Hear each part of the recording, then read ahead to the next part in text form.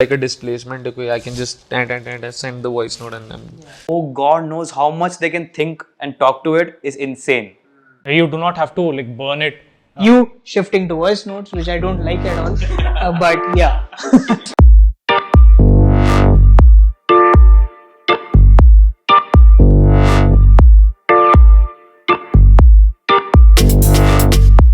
Hi everyone, I'm Chirag and we have our usuals on the Synapse Pod today. We have Sniper, Ayush, we have Avinash, who's yet to give us a good name. I said striker. Striker. He's Striker, but we have a very special guest today with us. And that guest is Pulkit. Pulkit, what's up, bro? Yo. So Pulkit is running this amazing SaaS startup called Emittr, and they're going to, of course, give us some amazing news in the coming time, which Pulkit may or may not tell us today. But it's going to be a very interesting one. So what we are going to cover today is all about SaaS, which is software as a service, specifically software startups which are built for either SMBs or enterprises. One very interesting thing which we can start off with, and I'm sure like Pulkit would back us up on that, is that the Indian SaaS revenue in by 2020, 2021 was about $8 billion, and it is predicted to be about $100 billion in the next 5 years till 2026. And the crazy part is that from 2010 to 2020, about 8 unicorns came up in the SaaS space specifically for India. But the crazy part is that in the last 2 years itself, 10 unicorns have come up, specifically in the SaaS space, like Hasura and Observe and all these. Are these Indian? Yeah, these are Indian. These are specifically Indian. More are yet to come. Yeah, more are yet to come, and we are sure that we have some people who will be building SaaS unicorns in this room right now with us.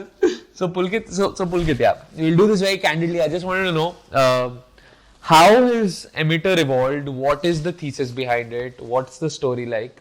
Or how did you guys just come up with a SaaS idea? Why did you choose to do SaaS? And everything about it. And of course, like we go way back for a couple of years when we were still building in the initial fancy phases. Yes, we had a common VC.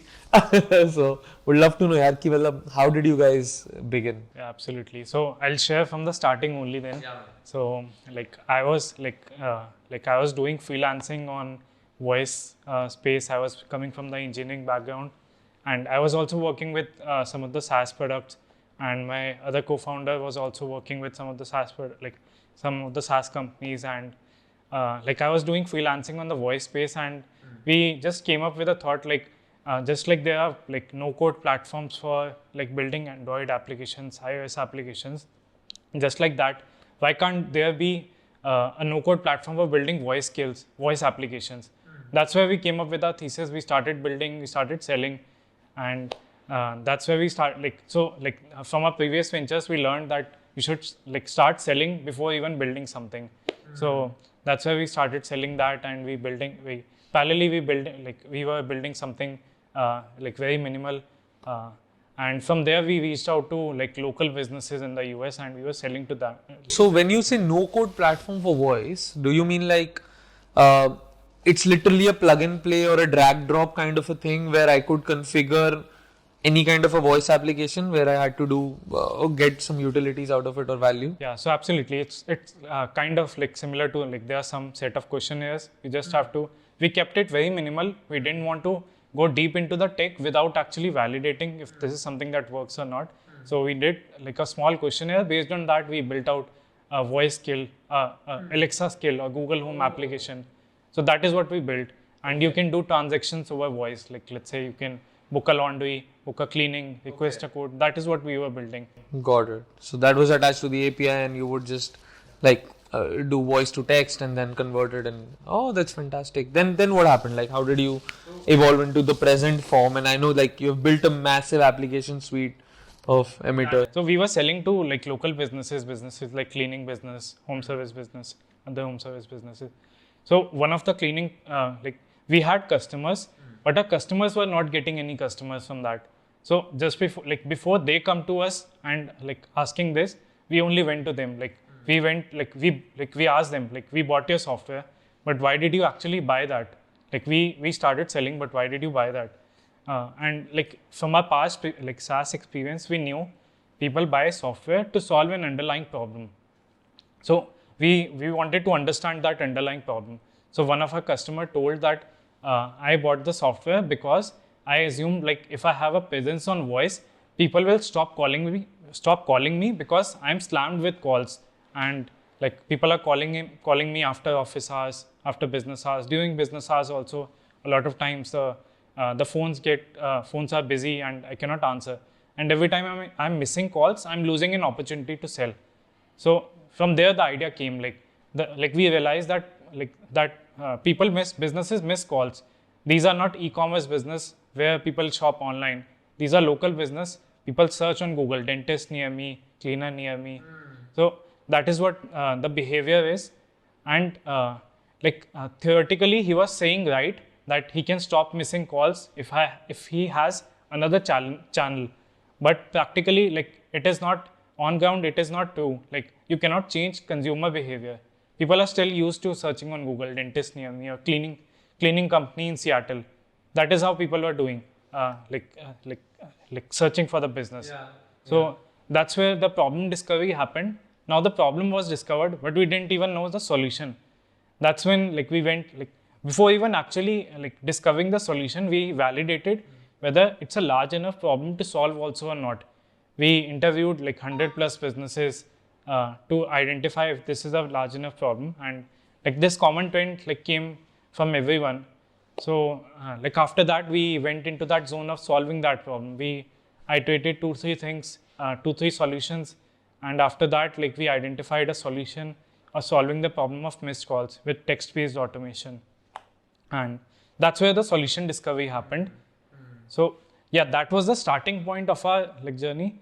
And after that, we went into that feedback loop, asking more and more problems from our customers. Even our customers also gained a trust in us. By then, they never thought a software can solve such a problem. For them, having more people to answer calls was the only solution. So that's where they gained a trust in us, and they started coming to us with more and more problems. And we realized that in this complete customer journey, there are so many touch points that are broken. There are so many problems that are unsolved, and this is still a very underserved market even in the US. Businesses are using 6-7 different tools to solve 6-7 different problems. We as engineers, marketers, or internet first users, we are used to opening, let's say, 50 different tabs in a Chrome browser. But if you see behavior of these, users of our platform are not tech savvy like you and me. So users of our platform are front desk managers, receptionists in such offices. Handling so many platforms is a challenging task for them, and still their problems are unsolved.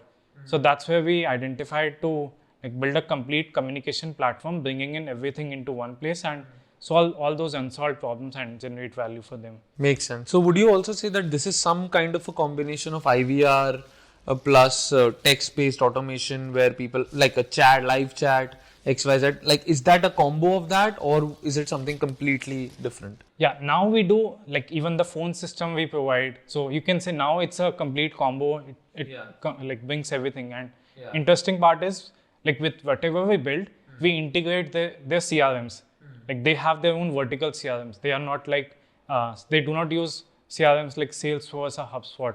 They have their own vertical CRM. So with what you said, IVR, this phone system, or the automations that are there for built for them, everything is integrated with the their CRM scheduling software. Actually, something that's coming to my mind, I remember it was I think 2018 or 2019 when Google I/O happened, in which Sundar Pichai actually showcased the first time a Google Assistant is doing the entire voice-based task management, right? Yeah. From booking a restaurant to arranging a time slot to everything.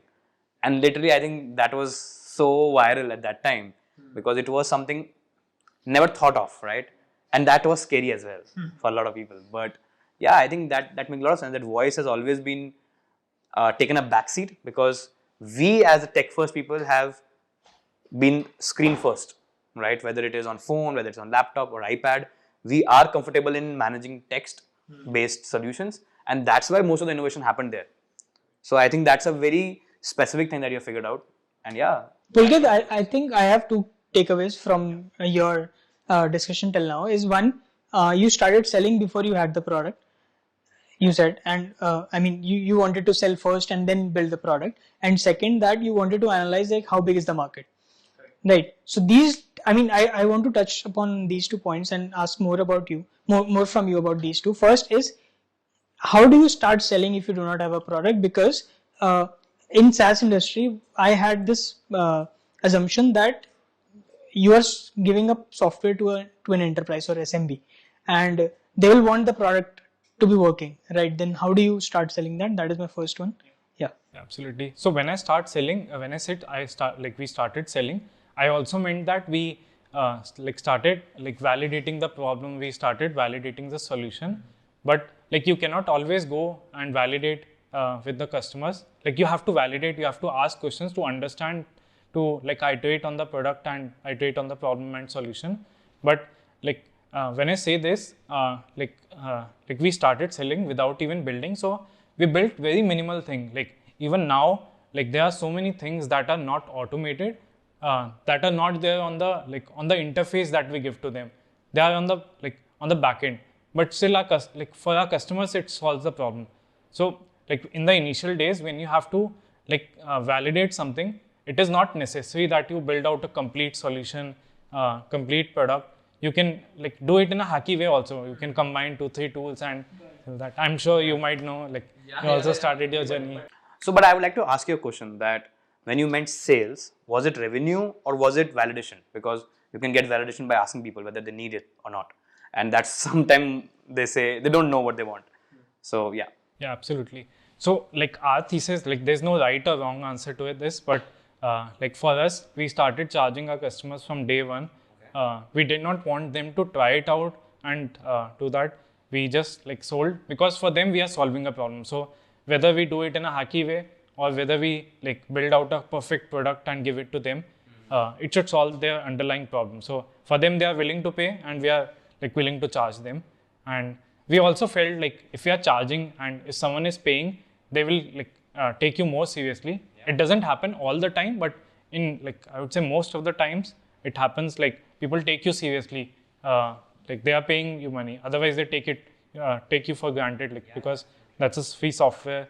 If I'm doesn't matter if I'm using it or not. So that's very interesting actually. If you were charging from day one, but that's, I believe, is only possible when they don't have any alternative, right? Yeah. So was it a white space when you entered, or was it a white space for that niche that you were targeting? Correct. So yeah, that's true. So in our case, we were creating a new category. Okay. There was no the problem was they were aware of the problem, but they were not aware of the solution. There were very few tools, and they were also building. We figured out our our way by ourselves only, in this on the solution journey. So there were not many tools that were people were solving it via different way. Some people were doing via text. We were via voice. We were doing via text. So everyone was figuring out the solution at that time. So for them, there are not alternatives. The existing alternative for them that was there was voicemail. Calls were going to the voicemail, or there were manual answering services, which they never liked, because the manual answering services, they do not give the same customer experience which the main business owner. Very interesting. Actually, I remember that. So we don't have a lot of culture in India, but the voicemail culture. So let's say if nobody picks up your phone, you press star and then you drop your message. And on the landlines, and when you enter home, the first thing that you do is check out your voicemails. So yeah, it makes sense. Yeah, I think it was some kind of a precursor to voice notes, and India literally runs on voice notes now. The amount of voice notes people send, specifically in tier 2 and tier 3, because some of our businesses are taking care of that, it is insane. They do not type at all. Same in China actually. When I was traveling in China, all the time that people are doing nothing but listening to their voice chats. That was the first time I saw that culture, that behavior of using voice notes. Yeah. But that, I thought that is the reason. The reason for that is that the typing in Chinese language is tough and it takes more time. That's why they prefer voice note. But now when I'm seeing you shifting to voice notes, which I don't like at all, but yeah. I think I'm becoming more Indian by the day. Yeah, but I think people usually take the least amount of effort path, which is more like a displacement. Okay, I can just send the voice note and I'm be done instead of typing. It's not same with everyone also, because that is where the core of a business is. Like, you cannot change the behavior from day one. Like you started sending voice notes to him, and then but he's used to listening to it. Like, now the behavior has changed. I tell you one thing when we talk about behavior. So, like when I bought my first Alexa, right? After 3 or 4 instructions, I ran out of ideas what to talk, right? But when I look at my nephews who are like 6 years old or 7 year old, oh God knows how much they can think and talk to it is insane, right? So they're born with it, like, so that's what I think, that amount of innovation that they can bring in, because for them having a voice-based communication, voice-based instruction is so natural that I think they can think of those ideas which you and me can't even think of right now. Yeah, and me being the futurist me, I'm also thinking like before we go on to the telepathic mode of communication, this would be the major frontier before we like shift towards like I can zap you. You're gonna have a brain chip in your right? I'll be the first customer of Neuralink. You're gonna volunteer for that? I will. I don't mind if it's if Elon also does it with me. Then I'm fine.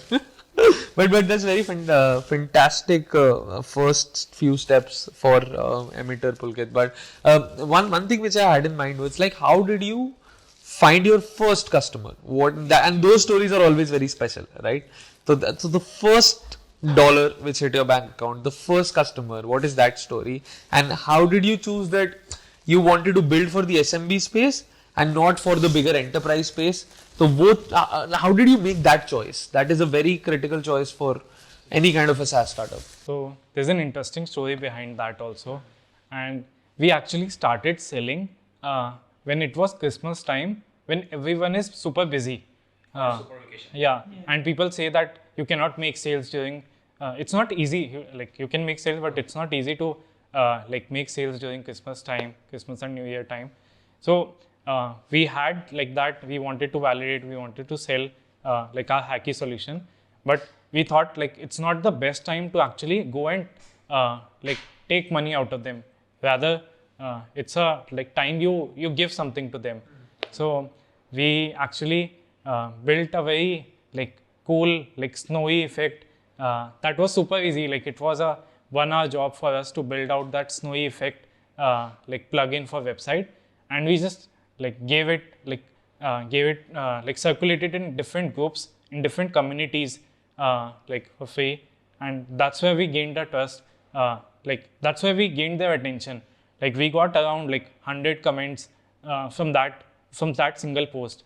We were sitting out of Excel office at that time only. So Wow. So like a special effect, like yeah, special effect. There's nothing, you can get it for free online also. Like a greeting, probably. Was it like a Christmas greeting? It was like a Christmas snow effect on the website. Ah. oh, so anybody can put that on their website. You can get it from free from the like maybe store also, plugin store, but it's just that these businesses are not aware of, they are not searching for it. But when we like showed them, they were very excited with that, and we got so many like leads to that. Just to get that, we helped them installing that code also. We wanted to have that conversation. Yeah. We said that we will install that code on your website, and like we installed and we had that small conversation, and we like then they also asked like, what do you do? And then we like from there that conversation was initiated, and like when they came back from like after their Christmas holidays, we then pitched our product and we started selling. So that's where like that's how we got our initial customers. That is so cool, man. Like the first revenue stories are the coolest, which I've like. That says something which I always want to ask people. And what do you think about that decision? Ki, okay, did you stumble upon the SMB market, or did you like have a proper strategy? Okay, this is the TAM, this is the kind of target market, and this is the size, and that is why we want to go after, or the other opportunities enterprise. And how US first?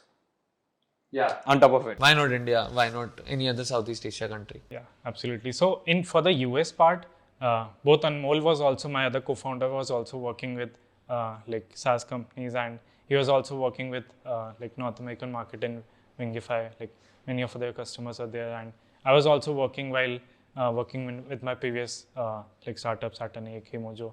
I was also working SaaS startup. So we were both fascinated by the US market because they already like like the software ecosystem is much more developed there in US than in India. To give you one example, like in US, like if you see that system of records layer, CRM layer is already very much developed and like in the US market. If we go in our industry also, 90% of the businesses already have like a CRM in place. While in India, people still use pen, paper. Like if you go to any dental practice or veterinary practice, you won't see any like software. Like, it is very like. My sister still doesn't use it. She runs a dental clinic in Delhi. So you have to in India also there is opportunity, but in India that opportunity is to build out that base layer and then build things on the top of it. So Khata book. yeah, absolutely. Yeah, so that's a good example. So yeah, that is how in India it moves. So that's why we wanted to go after US market. Oh, come on, it's the US dollar, nothing else. Let me put it like that. You can say that also, like it's a like price point is higher there. That was a famous narrative, like back in 2015 to 2018. So all these SaaS-based startups, whether it's ChargeBee or Freshdesk and all, they have a very simple thesis that SaaS in India is a no-no from all the investors, right? And SaaS in US, sitting out of India, used to always shine more because you will have the cost-benefit analysis point of view, engineers from India, revenue in dollars. So that you can't ignore that fact, right? But now people are talking about that this leverage, that is shrinking now, or is it not? Specifically for like US market, you're saying. I would say not shrinking, it's still growing because the opportunity is still there. Like you can create opportunity there. Like as I was saying, like that base layer is already there in US. You have to build on top of it. Now, like someone else will come and build another layer on top of it. So that's how it will like keep on evolving it. But the cost like of engineers in India is also shooting up, right? It is like at some places it's even matching up with the US salaries. So that leverage people used to have on that regard. Okay, from that price point, yeah, I would say like maybe like in our case we didn't see because maybe it's because of the stage, or maybe it's because of like you can charge your customers also more by increasing more and more, like adding more and more capabilities, to more and more, like solving more and more problems. So you can like increase your price point also. That's how you can like play. Like in SaaS, you have to gain profit out of that. So, but yeah, maybe that's true. Like that can that will in SaaS ecosystem, that will actually like that problem will come like eventually.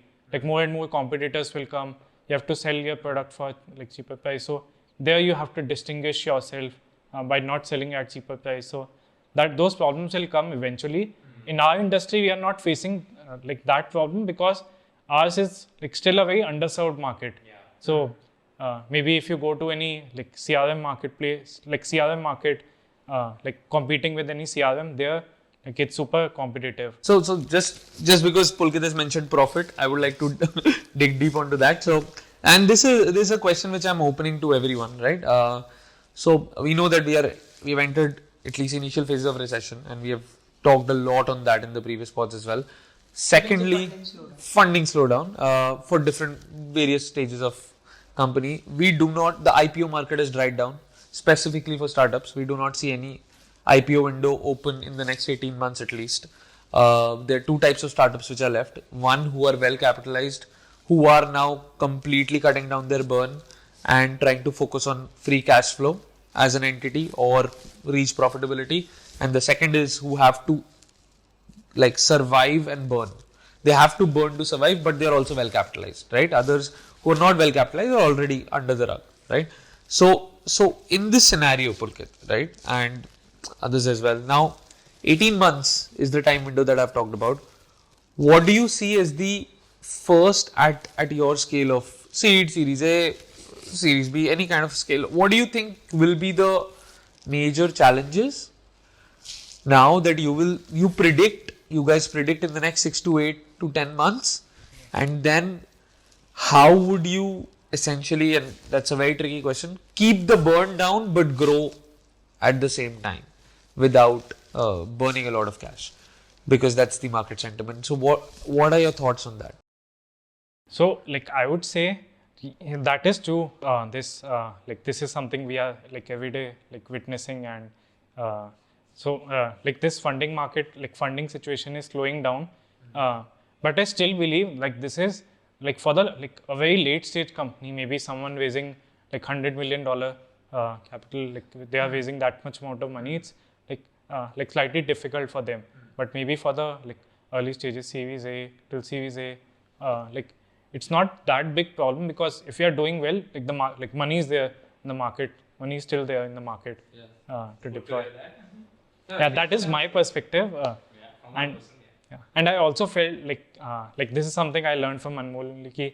Like if the market is like if everyone is slowing down, it's your opportunity to actually like go fast and capture, because they are not taking away like those customers. So if everyone is going like slowing down, it's an opportunity.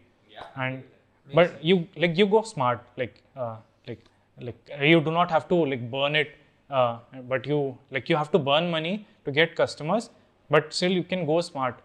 For example, like to give you one example, we identified like we still like experiment a lot to identify what are the channels that like what are the more channels that can work to acquire more and more customers.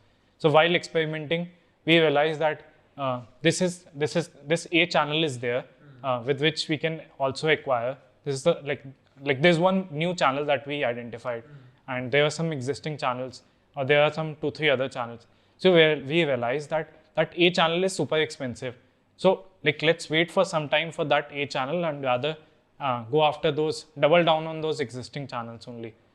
So that is how like you go smart, but you do not stop your growth. That is what like I feel, because like that's the opportunity for you to like capture the market also. Makes sense. So you're saying in the next 8 to 10 months, growth will be something which you guys will definitely be focusing on, experimenting at like frugal experimentation, right? We'll be finding more channels without incurring a lot of burn cost for sure. And so how would you then, if that is the case, then how would you look at the hiring challenges as well? Because I'm sure a lot of... Let's circle back to the previous point, I would say. Which one? This one again, right? Recession is coming and people are like, this is a golden opportunity as of now. Like for me, one of the most inspiring statement is that Facebook and company like Google, all they came out of the time when everything else were getting busted, right? It always inspired me, this situation, and this exactly what happens, that that people cut down their experimental cost at a company who are, let's say, 3 or 4 stages above you, and they lay off people. So you get an opportunity to hire people, you get an opportunity to do a lot of experiments, right? And even marketing online becomes less competitive than what it was before.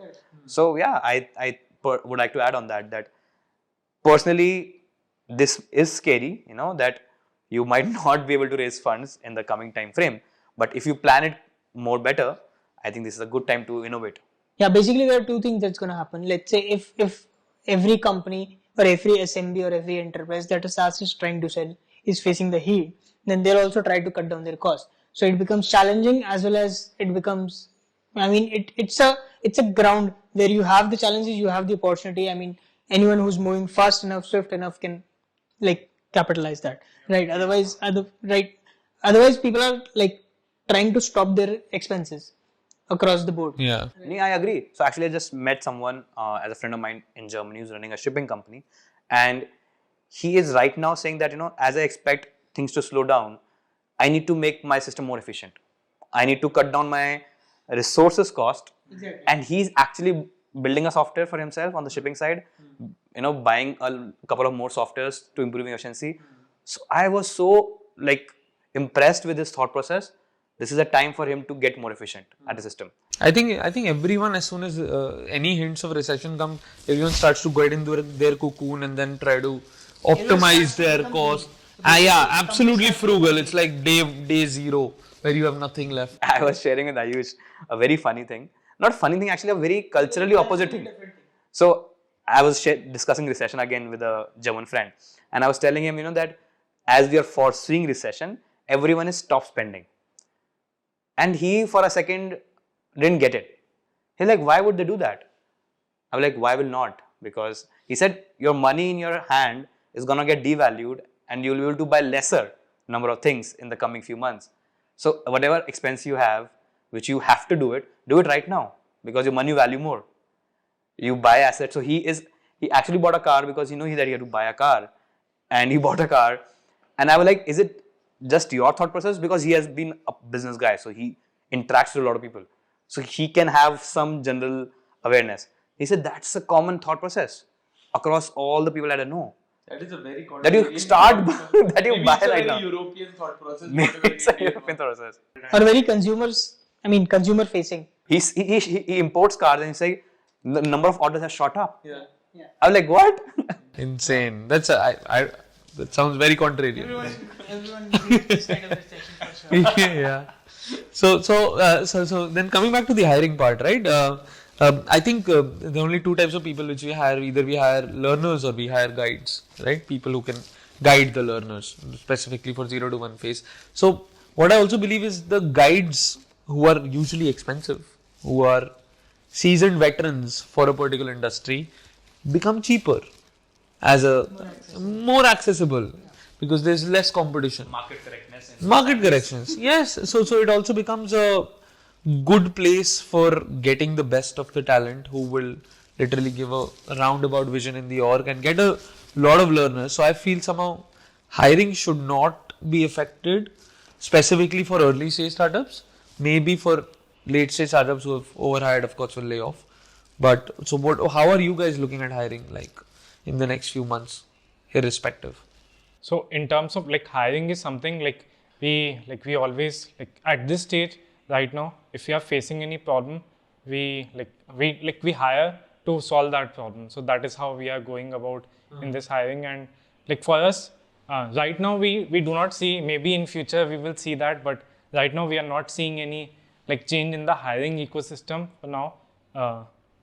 But yeah, that is how we are seeing. But yeah, your question was that only, right? Or what exactly? Yeah. So how are you guys looking at hiring? Are you planning to keep the same ideology that you want to rapidly hire and quickly because the talent will be cheaper now? Or do you want to go slow and see, optimize your cost, maximize your revenue, or all hiring will be focused towards sales side? What are you thinking? So I would say there's no change in plan of the hiring based on whether there's a we are not seeing from that perspective that we will be getting talent at the cheaper cost. Because we do not also want to we have to spend wisely, and that's why I was telling you our approach. If there are problems, let's say if we have 10 problems, we hire people according to those 10 problems, or sometimes we foresee problems.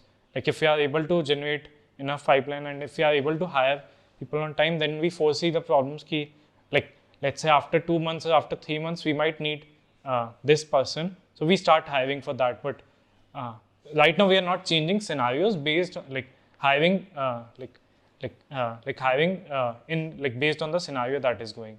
Our hiring is the same. Makes sense. And how are you guys looking at? In my case, it worked. It's working for the good. Hiring? Yeah, I think the amount and the quality of talent, the amount of CV that I'm getting through the network, they have improved and they have increased. Absolutely. It just makes sense that talent would be more accessible. So interestingly, I've been hiring for a key position, and it was very interesting to know from some of the candidates that I was interviewing is that since they understand that there's going to be a recession or there's going to be a slowdown in terms of job opportunities and everything, and if let's say they are stuck in a business that is not growing or in a company that's not growing, so they want to make a switch right now before things go down. I appreciate that kind of ideology.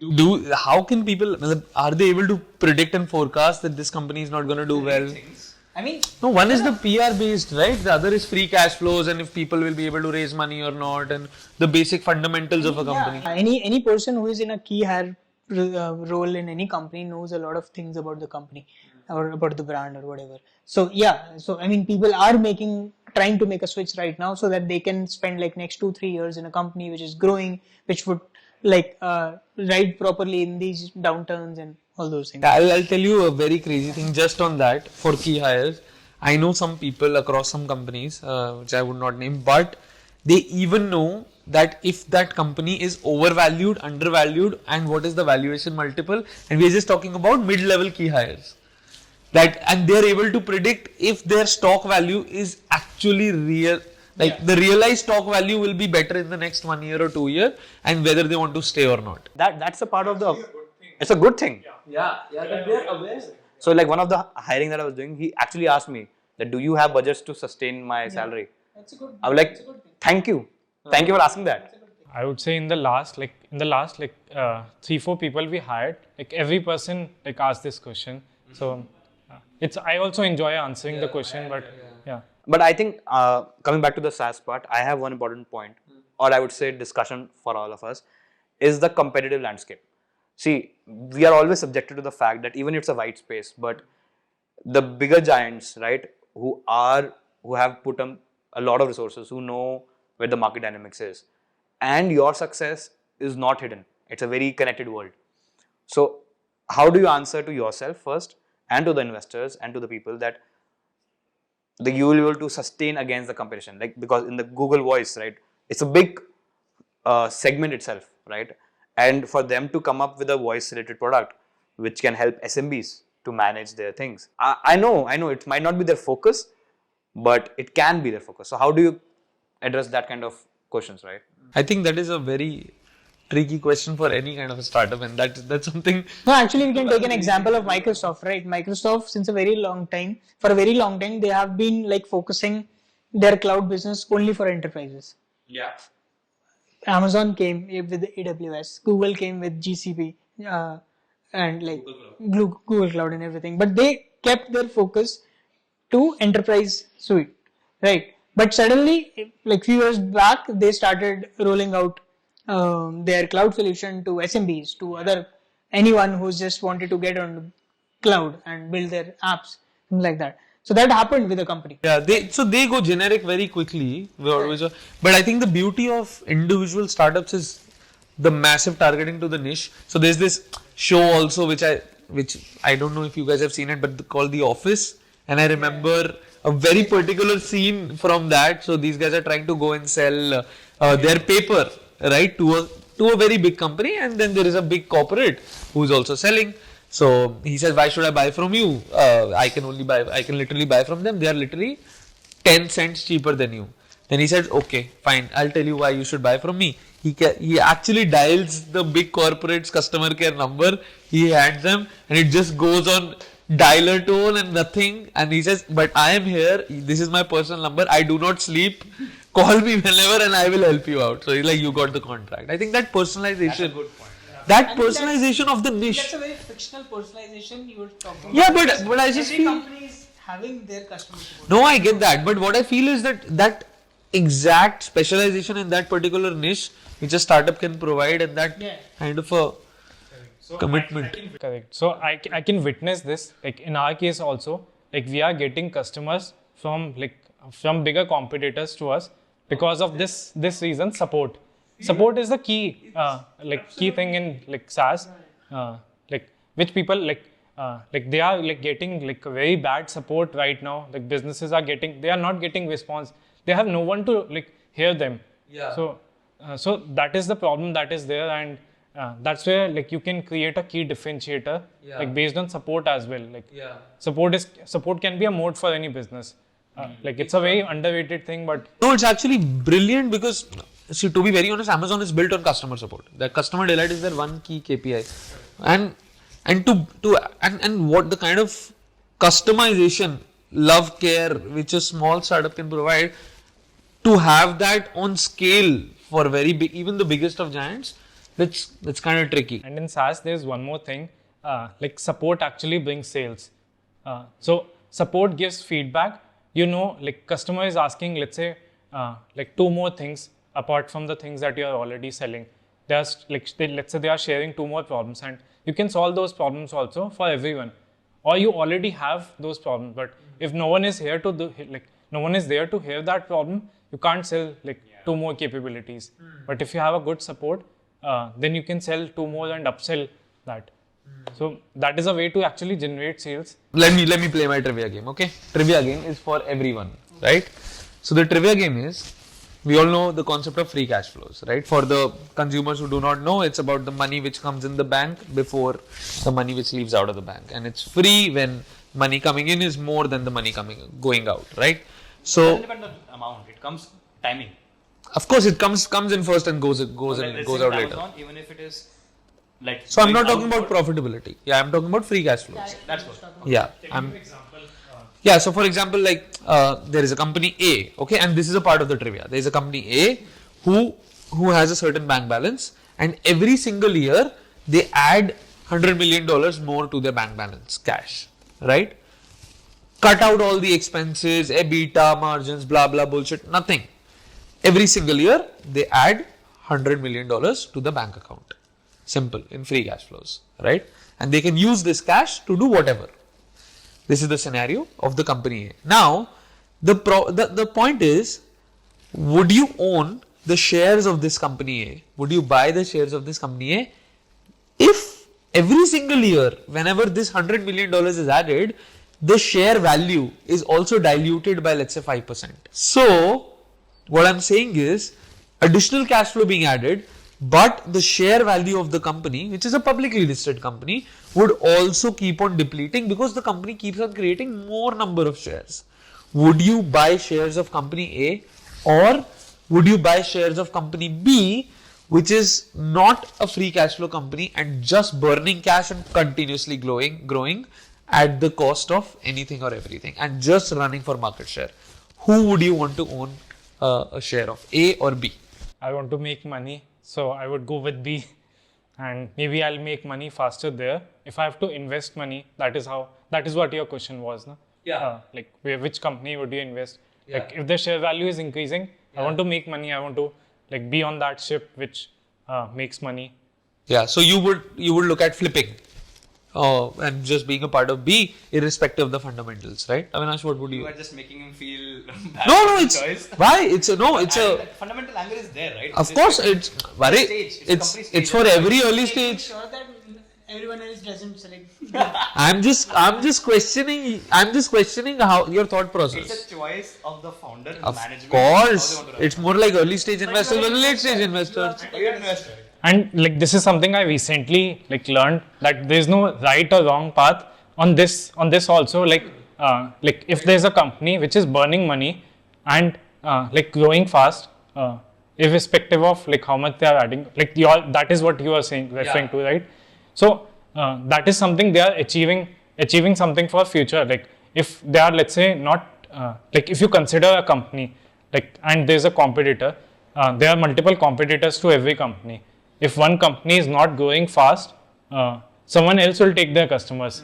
So instead of like letting them take letting someone else take the customers, they take those customers at a higher cost. That is what they are doing right now. They know that they can, like once once a brand is built, now people will come to that like B company only. So that is the new age approach that people are following. Makes sense. Avinash, what would be your answer? See, I have a different way to answer this question.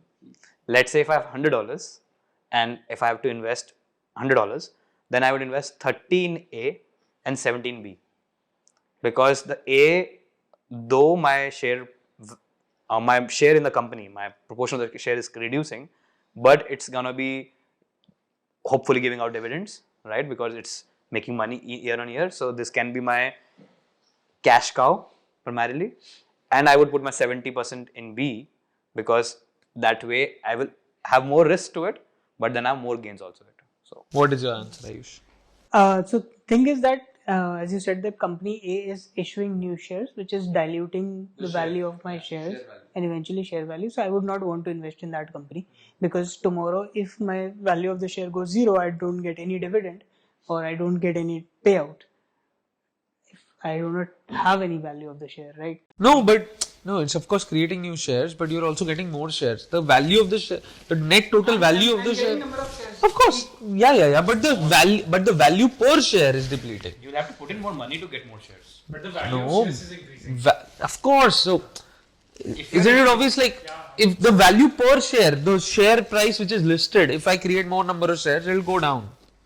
Right? I'm not getting that new issue share unless it's a kind of a. No, old investors always get a multiple if new shares are. No, Chirag, there are two different kind of scenarios. One where there is a stock split.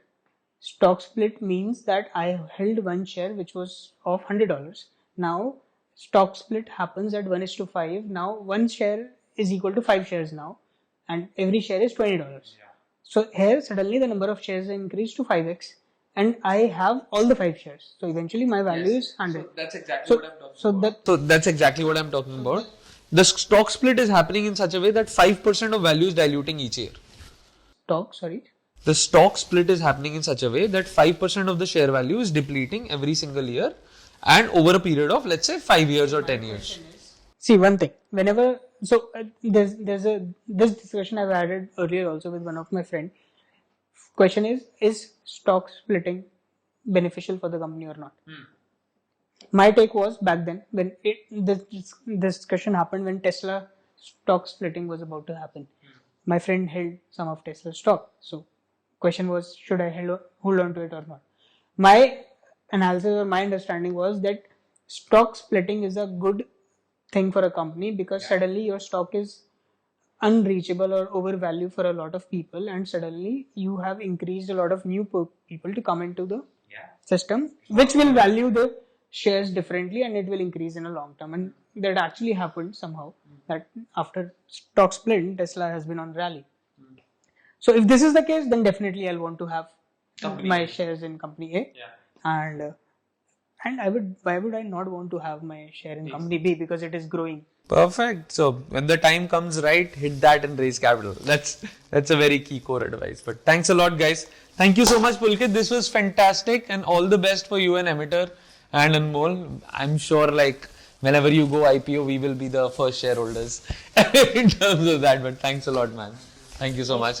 All right, guys. See you until next week. Bye.